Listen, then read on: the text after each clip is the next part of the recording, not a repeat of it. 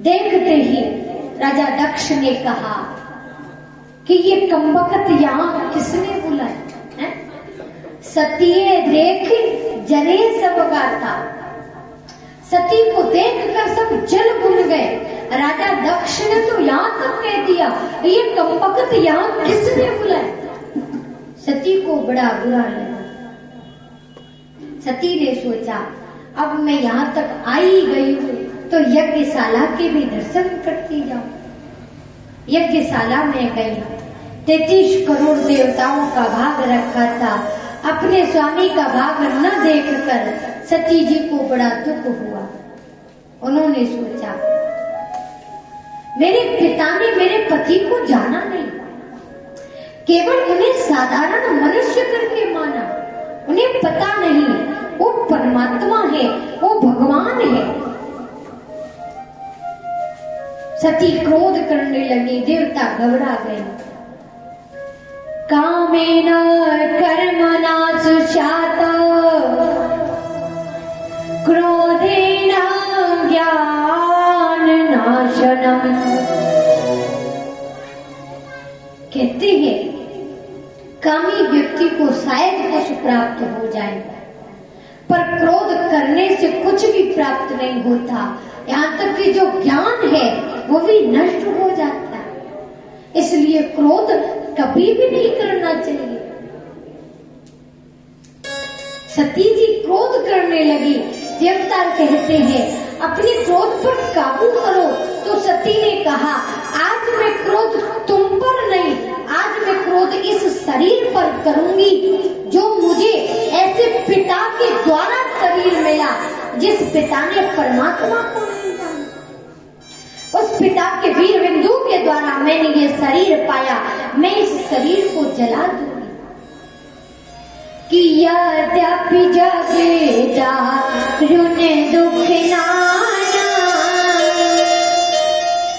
यद्यपि जगे दारुण दुख नाना, शब्द कठिन जात अपमान।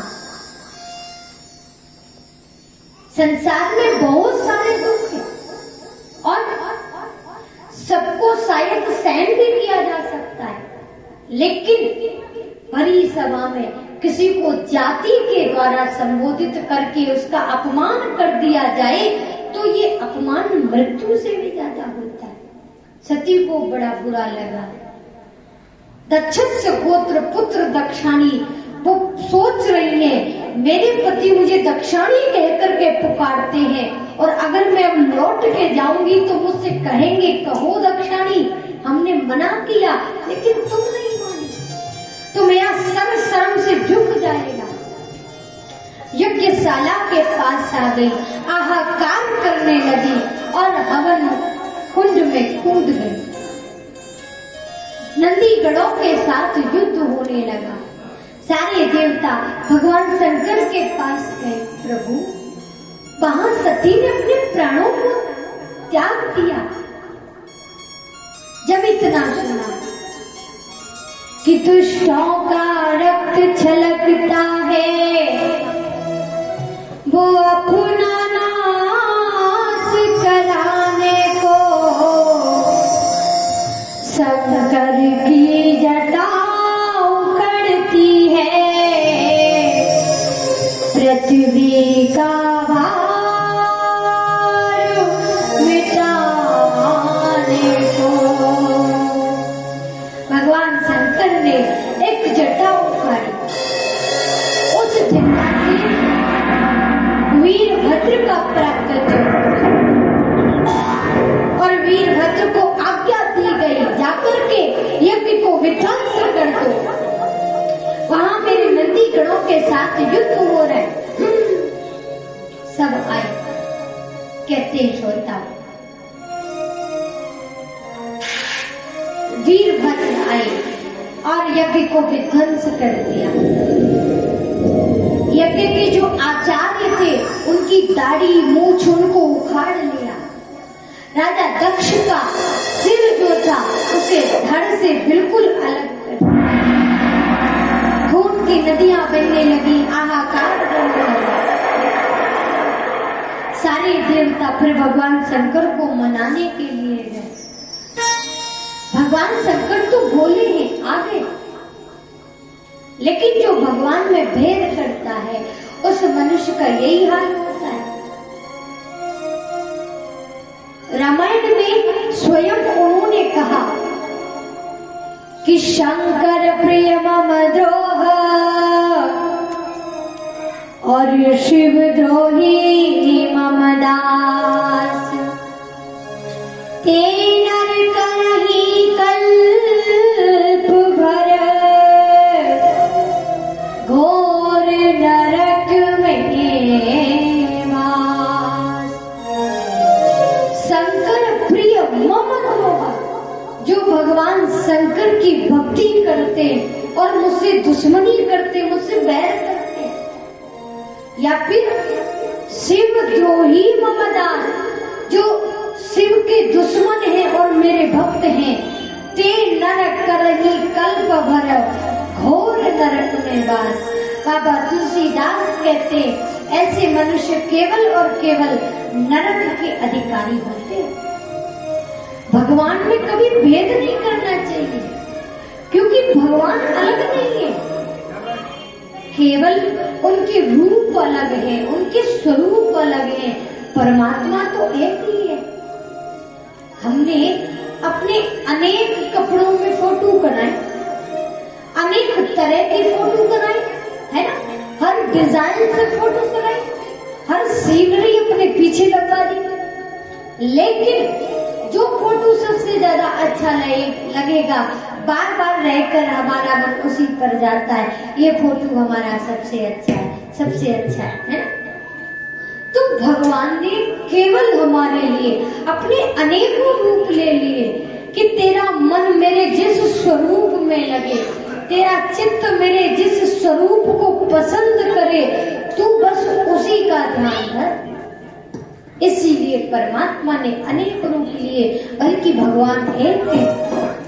भगवान शंकर आए तो नारायण भगवान भी आए, और राजा दक्ष का जो धड़ था उस पर बकरे का शीश लगाया गया।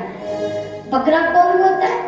कामी, जो भगवान में भेद करता है, भगवान को अलग समझता है, फिर अगले जन्म में मनुष्य को बकरा ही बनना पड़ता है। इसलिए भगवान को कभी भी अलग न मानो। आगे मनु महाराज के जो सबसे बड़े बेटे हैं उत्तानपाद, उनकी दो रानी है सुनीति और सुरुचि। नीति हर मनुष्य के पास होती है, रुचि और नीति। जो नीति पर चलता है, धर्म पर चलता है, उसको कष्ट उठाने पड़ते हैं, उसके समक्ष विपत्ति आती है। लेकिन जो मन की रुचियों पर चलता है, आज मन ने कहा कि हम घूमने जाएंगे, आज मन कह रहा है कि हम भगवान का भजन करेंगे, है? यानी कि जो मन की रुचियों पर चले, मन जो कहे वैसे ही इंसान चल पड़े, उसको उत्तम भोग विषय पदार्थ मिलते, वो कभी भगवान का भजन नहीं कर सकता। सुनीति का पुत्र ध्रुव और सुरुचि का पुत्र उत्तम दोनों पिता की गोदी में बैठने के लिए चले। राजा उत्तानपाद ने सुरुचि के बेटे को अपनी गोदी में बिठा लिया, पर ध्रुव को नहीं बिठाया। और राजा उत्तानपाद चाहते थे कि मैं भी पुत्र को गोदी में बिठाऊं, लेकिन छोटी रानी खड़ी है। जैसे ध्रुव बैठने के लिए हुए तो सुरुचि ने कहा ध्रुव, अगर तू इस जगह पर बैठना चाहता है तो भगवान का इतना भजन कर कि अगला जन्म तुझे मेरी कोख से प्राप्त हो। ध्रुव जी रोते हुए अपनी माँ सुनीति के पास आए। जब सुनीति को बताया तो सुनीति अपने पुत्र ध्रुव को समझाती है। श्री राधे। सभी भक्तजन जोरदार जयकारा लगाएंगे, बोल मां के बिहारी लाल के।